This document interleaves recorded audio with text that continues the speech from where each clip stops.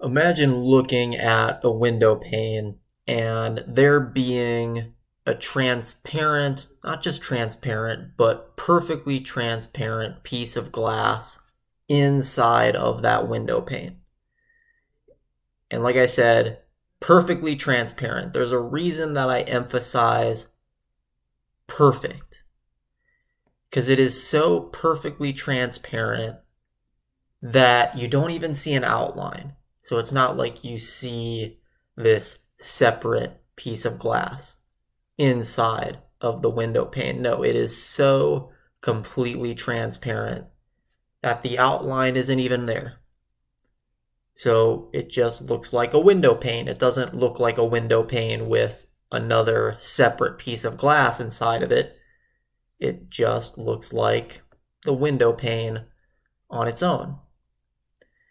Now notice that if you look at that window pane, and more specifically look at the very area of where the perfectly transparent piece of glass is, you are not going to see that piece of glass due to its perfect transparency, and yet you are. You're going to be looking directly at it, and not only that, you're not just going to be looking directly at it, but you're going to be seeing exactly what it is supposed to look like, because it's not supposed to have an outline. It's supposed to not have an outline. So the fact that you don't see it and you can't distinguish the outline means that you're seeing it exactly how it's supposed to be seen. It's perfectly transparent, so you're not supposed to see it any other way, right? So you are seeing it. You're seeing it exactly as it's supposed to be seen. Its nature isn't hidden from you. You're seeing it exactly how it looks. Yet even though it's not hidden from you, you're not seeing it precisely because of what its appearance is. Its perfect transparency does mean that you're essentially not noticing it or not seeing it, even though you're seeing it for precisely what it is, a perfectly transparent piece of glass that does not have an apparent outline. The reason I bring up this analogy to start with is because this has happened to me in my infinite experience, or quote unquote experience. As you all know, it contains a lot of crazy stuff. Can't really be called an experience per se. It's more like just a condition. But this has happened to me with my condition. There are things in this experience that are there. I'm seeing them. I am looking at them. And yet, even though I'm seeing them, they're not being seen. It's wrong to say that they're quote unquote hidden in plain sight. You know, we often use that cliche a lot, right? That cliche phrase of things being hidden in plain sight. But though, no, it's not that either. It's crazier than that. It's crazier than something being hidden in plain sight. Because the transparent piece of glass in the window pane, it's not hidden because, again, you're seeing it exactly as it's supposed to look, right? For something to be hidden is to mean that you are not seeing how it looks. But if you're seeing that piece of glass exactly how it's supposed to look, then you can't say it's hidden from you. It's right there. It's not hidden, not even in plain sight. So we're talking about something even crazier and more paradoxical than hidden in plain sight. We're talking about seeing things directly and yet still not seeing them, right? You're seeing them, yet they're not being seen. That's the sort of paradox we're talking about, and due to the boundless nature of my experience, these sorts of things are contained within it. There are a boundless variety of things that are being seen, even though they're not being seen. And so this leads to a lot of difficulty when trying to articulate my experience with language. and that, if I try to define it a certain way, like use a pointer, like a linguistic pointer or term to try and point at what it is like,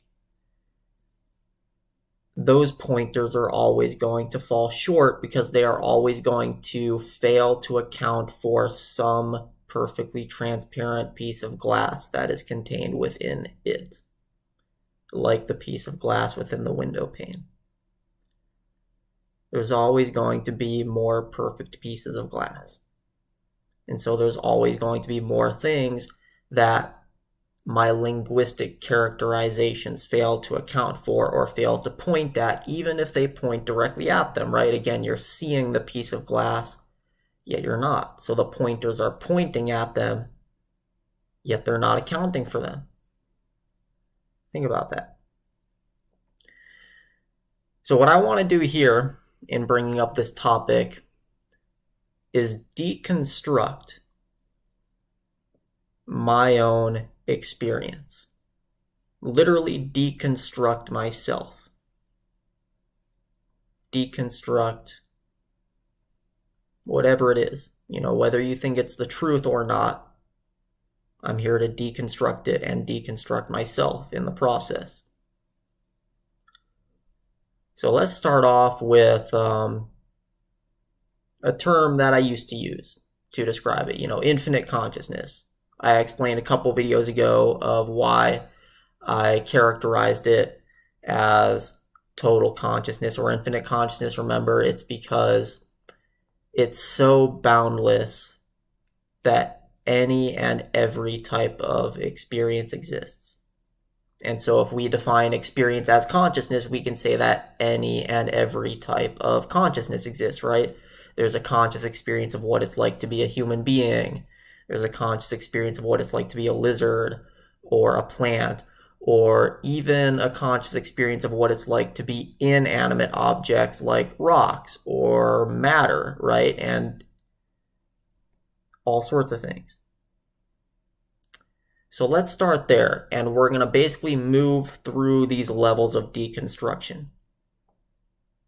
And this is the term we're going to start with. So basically what happens is that, okay, yes, we characterize this condition as infinite consciousness, but let's take that characterization to its full implications, and you'll see how it's so correct that it's incorrect. It is so right that it is completely and utterly wrong. So basically, it's so correct that when you take the characterization to its full implications, those full-on implications deconstruct the very term or characterization that we started with. Because let's look at it this way. If it is boundless or infinite consciousness such that any and every type of conscious experience is contained within it, well, that means that there has to be a conscious experience of what it is like to be inanimate things like unconscious matter. But if there's an experience of what it is like to be unconscious matter, then there has to be unconscious matter, which means there has to be such a thing as unconsciousness. You see how you take it to its full implications, and now we find something that deconstructs the very term. We find the existence of unconsciousness within my condition, right? It's not like I own it per se. It's not like a self-centered thing because it's boundless. But we take that characterization to its full implications, and we find that it is so correct that it renders itself incorrect, right? It's so correct to say that it's infinite consciousness because it is so correct to say that there's a conscious experience of anything and everything, that it includes conscious experiences of even unconscious things, such that there are unconscious things within it, such that there's unconsciousness within it, and therefore we can no longer characterize it as infinite consciousness. So it literally deconstructs itself once you take the very term to its fullest implications. Again, it is so right that it is utterly wrong. Okay, so now let's move to the next level. We've deconstructed the infinite consciousness term.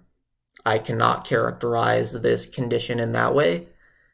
So let's just drop consciousness. We'll just say it is infinity. We won't say it's infinite consciousness. We'll just say it's infinity. So we've dropped consciousness now. We've deconstructed ourselves down or up to the next broader level, which is just infinity. We're not saying it's infinite consciousness or any type of particular infinity. We are just saying it is infinity in general. Okay, now let's take this term to its fullest conclusion, and you'll see that even this linguistic term deconstructs itself. It too is so correct that it is not correct at all. Because if it is infinite and boundless, then that means it is not even bounded to boundlessness itself. Therefore, what's stopping it from being finite instead of infinite, right? Or being something else beyond infinite rather than merely infinite. So you see, it's not limited to being limitless. It is not bounded to being boundless. Therefore, to say that it is merely infinite or limitless is not enough, because it can also be finite. It can also be beyond infinite. It can be a multitude of other things or nothing. So you see, you take this second deconstructed level to its fullest conclusions, you see that this one gets deconstructed too. So we have now deconstructed infinite consciousness as a proper term, but now we've also deconstructed infinity itself as a proper term.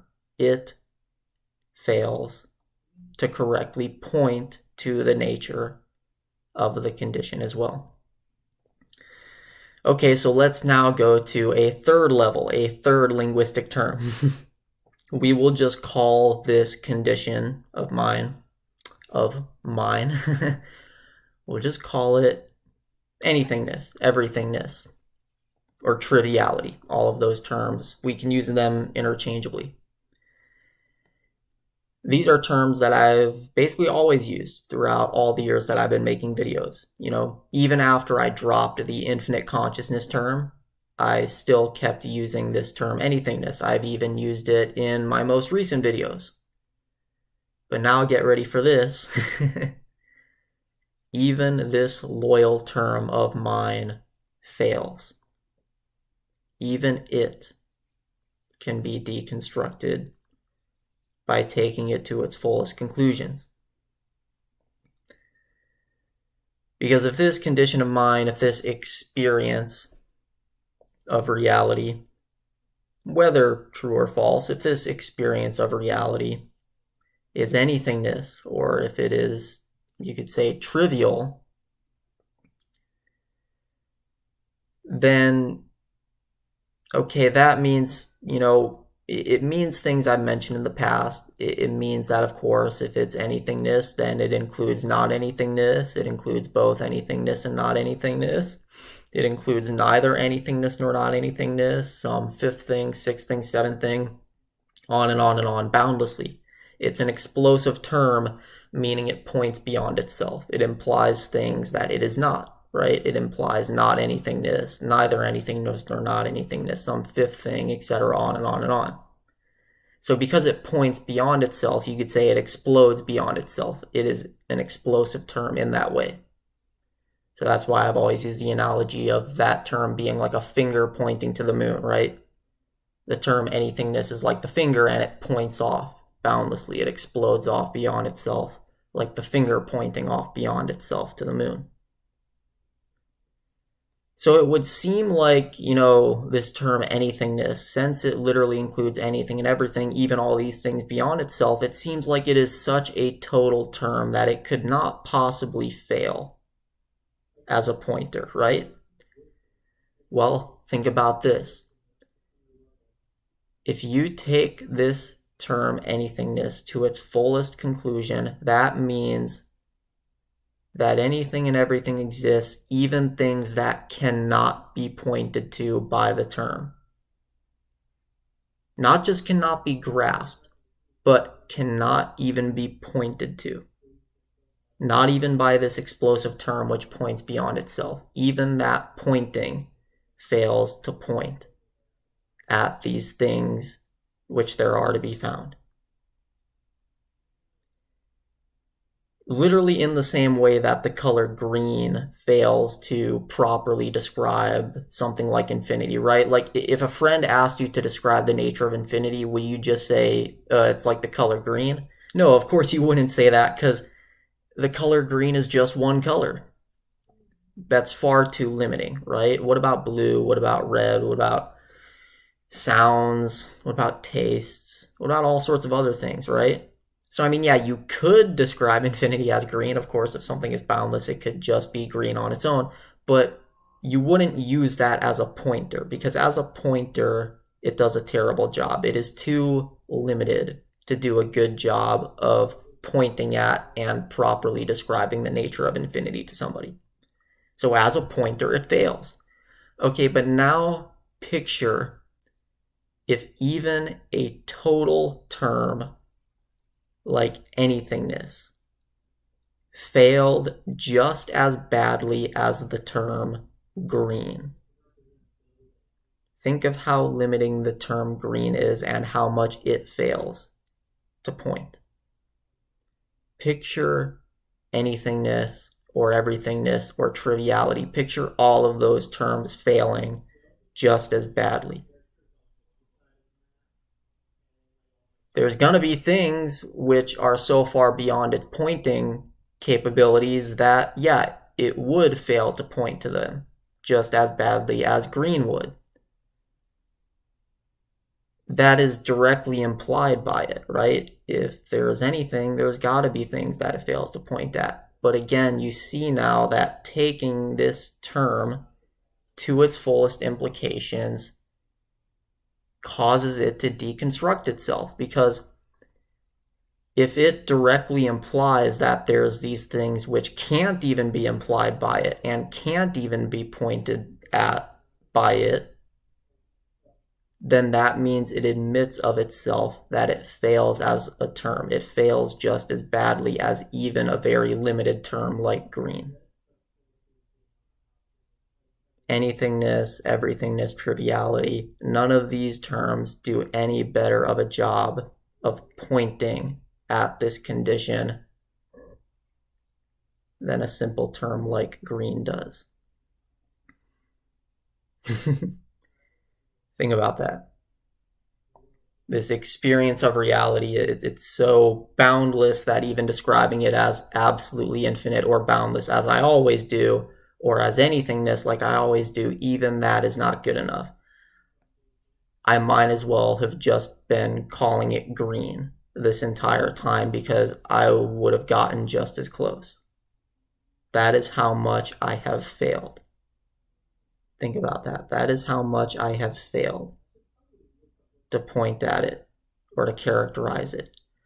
I have literally been looking at the perfectly transparent piece of glass in the window pane. And yet, even though I was seeing it and looking directly at it, it was failing to be seen. And so I was failing to characterize it correctly. What I'm saying is that literally it is so absolutely infinite and so absolutely boundless that even describing it in that way is not correct at all. It is so correct because it is so absolutely boundless that it is not correct at all to say it's absolutely boundless. It's not any more correct than just calling it green.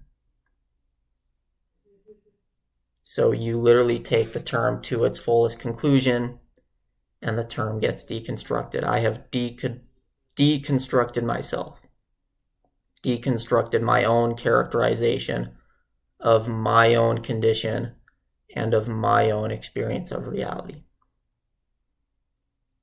I've essentially failed myself. I've left myself in the dust because it is so relentlessly and brutally boundless. You see that it is so correct that it is completely and utterly incorrect. It has broken beyond me, and it has left me behind in the dust. I've failed. I've been wrong.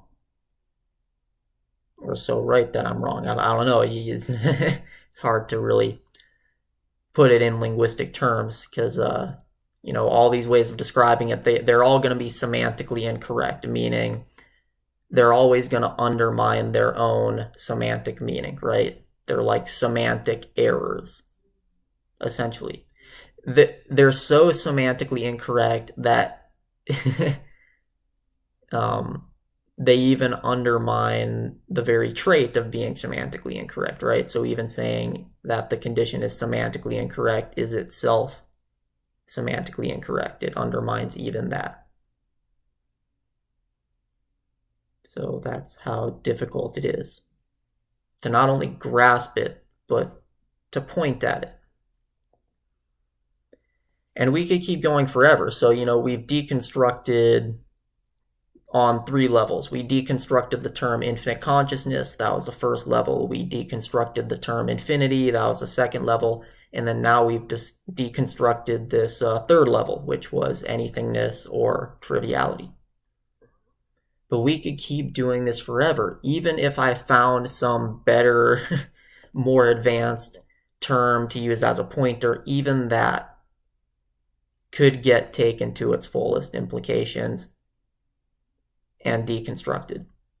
And then if I found some 5th one or 6th one or 7th one, on and on and on, boundlessly or so boundlessly that you can't even call it boundless, right? Through all those levels, all of them could be deconstructed. It's like you're just always failing to grasp it. I'm always failing to point at it, right? Everyone is always failing to point at it. It is ungraspable and unpointable. So we could use the term like ineffable, but even that, if you take that term to its fullest conclusion, that'll be deconstructed too. So even calling it ineffable isn't enough. I suppose I could just, knock on the desk like the last video, but that's still just a part of the anythingness, and that's been deconstructed. So it's even crazier than that. So even that wouldn't do it justice. But I don't know of any better terms than anythingness or everythingness or triviality. So, I can't really move forward. I can't really adopt any new terms. So I guess I'll just stick with them. But just know in the future that even though I use these terms, like anythingness or triviality or saying that reality is anything and everything, even though I use those terms, they are nothing more than neat little labels.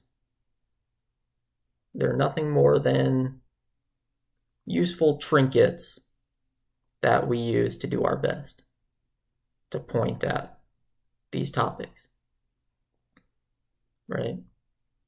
It's basically all they are. They are flimsy descriptions that, have use, but aren't ultimately correct. They too need to be discarded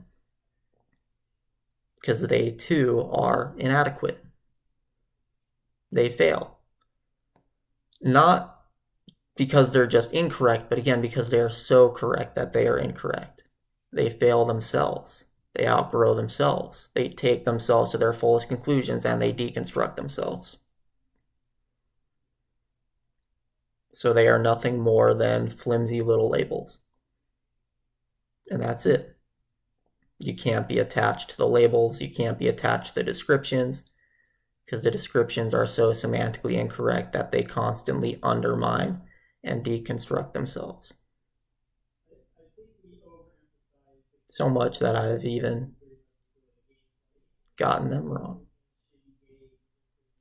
So I guess the ultimate takeaway from this video is to